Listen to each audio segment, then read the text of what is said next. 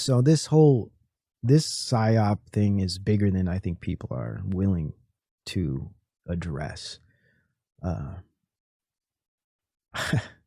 these are actually pretty funny, right? Some of these images, but I don't know where these images came from. Okay, I don't know where they came from.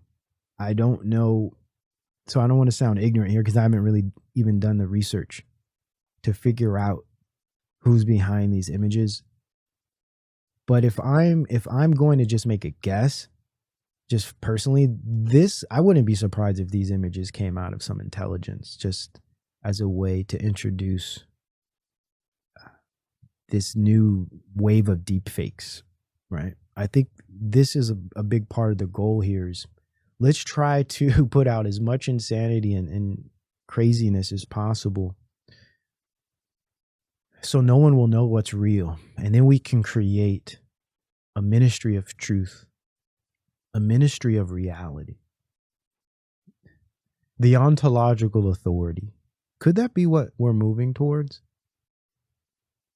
Now, deep fakes, right? Here we are. The introduction of deep fakes and I guess deep fakes images, but also deep fake video is going to be taking the world by storm, especially once, say, Chat GPT 6 is out. We're going to see some amazing, amazing stuff. And again, back to this concept of perception management. Managing our perception of reality will be the way they accomplish all things. AI is going to contribute heavily to this because it's going to be so damn good that most people won't even realize it's faking them out. Now, I found this. I don't know if this is a deep fake or if this is someone who actually got surgery, okay, to look like MJ. But this, to me, either way, it's phenomenal. I'm assuming this is deep fake, but if this is deep fake, it's pretty disturbing. And I want to show you guys the potential of a deep fake and then apply this to something like the news and then think of like, tragedies and crisis that happen on screens and the level of manipulation that could happen over the next couple years, or just say over the next few months leading up into the election. We're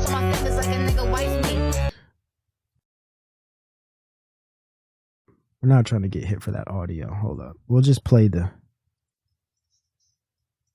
Wow. Oh, let me full screen this. This is creepy. All right. Hold up. Okay, you can't hear that music, right? I don't want to get copywritten for that. What? That's crazy. I think this might be someone who actually got surgery because this just looks too real. This looks too real. I think this is a real person who got surgery to look like this, which is kind of strange. But then I'm like, if this is a real person, wouldn't you think they'd be damn near famous? Because this is like spot on if we want to talk about like doppelganger or whatever. Very weird, right? Let's run this back. Just the movement. It looks too real.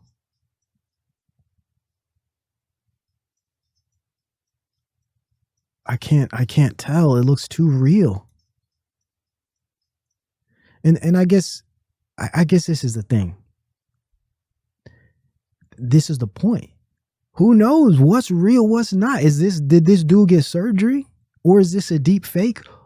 Who knows? The point is that it could possibly be a deep fake. So just the potential of that alone provides a level of uncertainty that no one can deny, because what this does is it completely infringes on our ability to understand what's real and what's not real. Right? Head is too long. Yeah, it's real, says Melody's child. He definitely don't got the moves. I mean, that's obvious. Right? Like, it's blowing me away.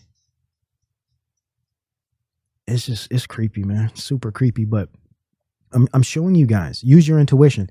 I'm trying. But that's the thing. Some of this deep fake stuff is going to be beyond intuition, because what it's going to do, it's going to mimic the real visual capacities of the eye. And with this, and you're going to realize what I'm talking about as soon as you see this, but I want you to apply this to other things we've discussed here and the potentials of this ability to do this. So let's watch this.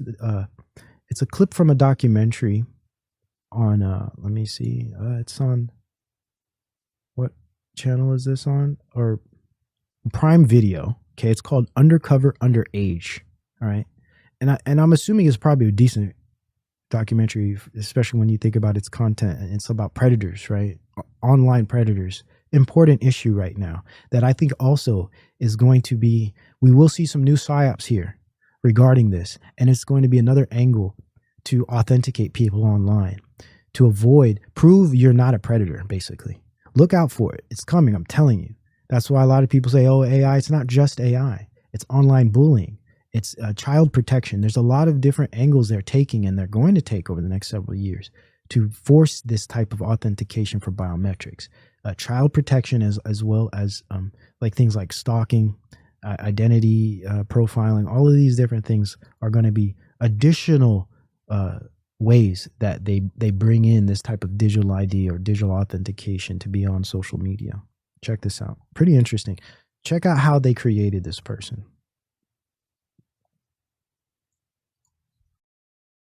I always show them and their parents this following clip because it is so eye-opening on how fast and how aggressive predators can be on social media. And I know as a 12, 13-year-old girl, I would have been like, Mom, you're being so dramatic. This isn't going to happen. When you see this video, it gives you a whole new perspective. So whether you have a teenager, whether you are a teenager, or just anyone in general, this clip is really, really interesting and really eye-opening to see. We would create a fictitious 15-year-old girl, complete with a believable social media identity, put her online, and document how long it would take for a predator to approach her. But creating a person out of thin air is complicated. We needed photos, but we knew we couldn't use an actual teenager. It would have to be someone on our team. I'm 37, but our graphic designers assured me that with the wonders of photo manipulation, they could magically make me look over 2 decades younger. We bought clothes and accessories, studied body language and facial expressions. We methodically covered and edited signs of aging, wrinkles, weight shifts, and stretch marks. Meanwhile, we coordinated with federal, state, and local law enforcement. Then we built a story around her, a history, a family, a social circle. Libby was born in 2004 and is a sophomore who recently moved to Indiana. We created multiple online accounts for Libby, prominently displayed her age, and posted typical teen content. Y'all paying attention? I'm sure all kind of light bulbs popping in y'all heads right now. Let's think about one example. Crisis actors, anybody? Think about it. We even created virtual friends for Libby who would comment on her posts. With everything in place, we would launch the project, give it a few months, and see if anyone would buy it. So we hit the button, and Libby went live.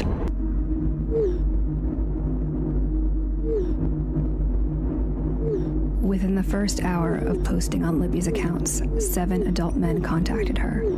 By the end of 9 days, that number was 92. Conversations ranged in severity from making sexual comments to sharing and requesting explicit photos and videos to manipulation and threats.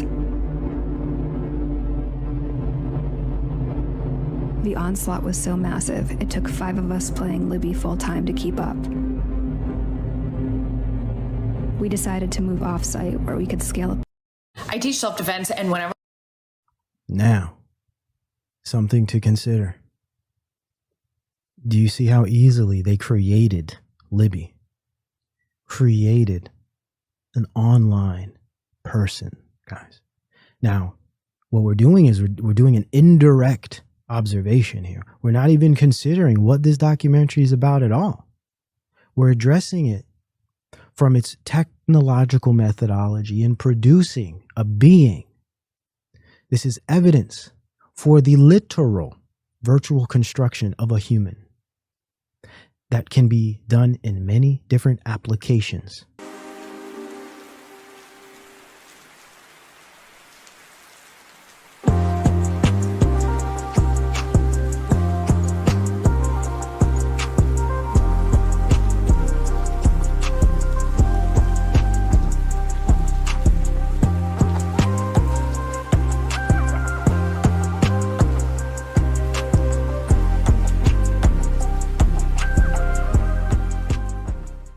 Do you remember what it was like before AI? Wasn't it just so, things were so much more simple. You could trust, you could actually trust what you see.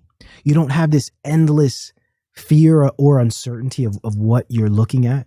This endless distrust, which I would argue induces on a global scale a heightened sense of insecurity, which would create this type of generalized, what is it called?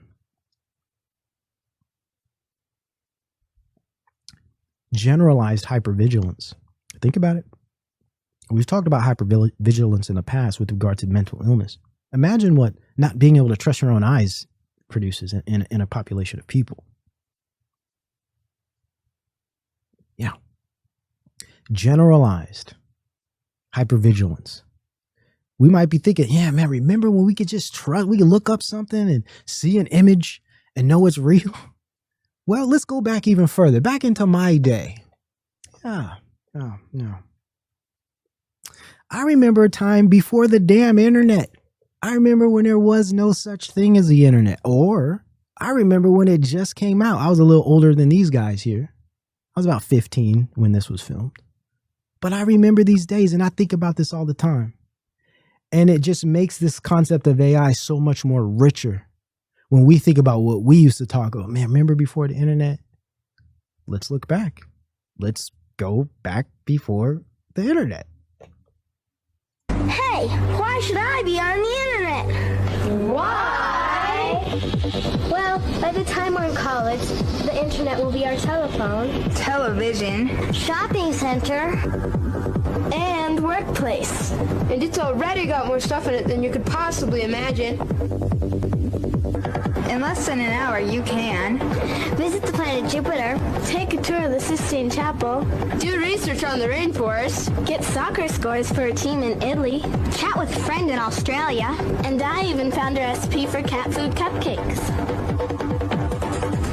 It is as much a part of the future as we are. Shouldn't everybody be on the internet?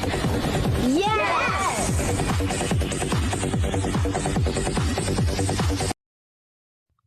Ask how you can get on the internet at your school or library. The internet is like, isn't it funny? It was like a time where the internet was a thing. Like now when you say the internet, people be like, what are you talking about? You mean like social media? You mean like applications? Even the word online has a murky meaning now because people aren't even on desktops anymore for the most part. People are on phones. I look at my analytics. I think 70% of my viewership is through devices, which is interesting, but it's just a sign of the times. It is what it is. I don't really have anything against that. I understand we're in a different time, but yeah, the internet, the library, it says flatline. Yeah, the library. Yeah, man. Good times, man. I just see these kids, man. I was just like, I remember that. I was older. This was in 95. So I was about 16, 15. I remember this time, man. So I remember when the internet first was like introduced as a thing in general. And that was back, at least in my area, that was back in 90, I want to say 1990, I think, or 91. And I remember we got some like the first computer room. It was this big thing. They calling us all down. Guess what? We've installed the computer room. And we're just like, oh, computers. What? Let's see what the kids are saying now. I showed you what kids were saying back in 95, back in my day. Now let me show you what kids are doing now, post-internet. But not just post-internet, but introduction of Chat GPT. Goodness. I caught half of you using Chat GPT for the last essay. So guess what? Your final essay is now 50 pages. 50 pages? Try 100 from my friend Conch AI. I can write essays with actual legit citations out of nothing, generate my next sentence, and so much more. It even bypasses AI detectors like Turnitin and GPT-0. Ain't playing at all. Let me run that back. I caught half of you using ChatGPT for the last essay. Half the class caught using ChatGPT, allegedly. This is where we're at. First is, oh, try the internet. It's fun. You can communicate with friends. Now, we are commandeering machine language models to write our essays for us, wherein thinking, writing, performing intellectually is no longer required for education purposes. Wow.